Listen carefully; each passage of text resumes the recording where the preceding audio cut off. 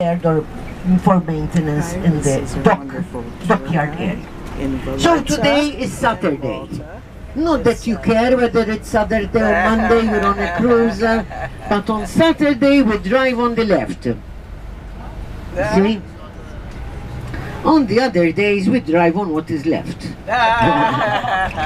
So it should always be on the left, because the last to have occupied these islands were the British. And Malta stopped being used as a British military base in 1979.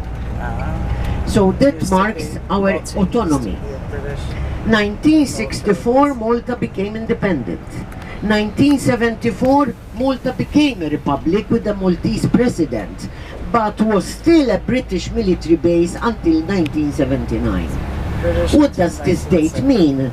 31st March 1979, that okay, we stopped being used as a British military base, but then the money we received as rent for the whole island stopped coming in. So we had to reinvent ourselves. It was not easy for a small country like Malta, so we lost that money. We had to think about revenue. So tourism was the first idea.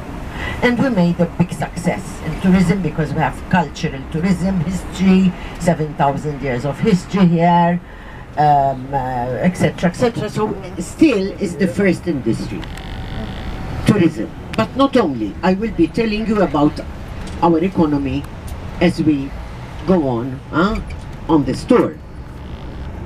So a lot of systems have remained the same as British, like driving. So Malta is an island, one of 3 islands. Malta is the biggest of these 3 Maltese archipelago. They are 90 kilometers south of Sicily, 270 kilometers north of Tunisia, halfway between east and west of the Mediterranean. So because of this position, the strategic position, and because of the natural harbors we have, those who had some kind of power in the Mediterranean wanted to get hold of Malta for using Malta as a shelter, a stop, transshipment, buying and selling, etc. And also sheltering during the winter months. So those who occupied Malta didn't want to lose it. So you saw, for example, in the Grand Harbour, walls, fortifications, fortresses, towers. Our capital city, Valletta, itself is a fortified city. And Valletta has 2 harbours, one on each side. Later on, I will show you the second harbour of Valletta before we go to the ship. So, the stone is limestone. But before you enter the harbour, you also saw the modern area, high-rise buildings, because hotels, there are the majority of our hotels in different categories. We have to go vertical and not anymore horizontal. But we try to keep inner Malta houses with 2-3 floors, if possible, not more.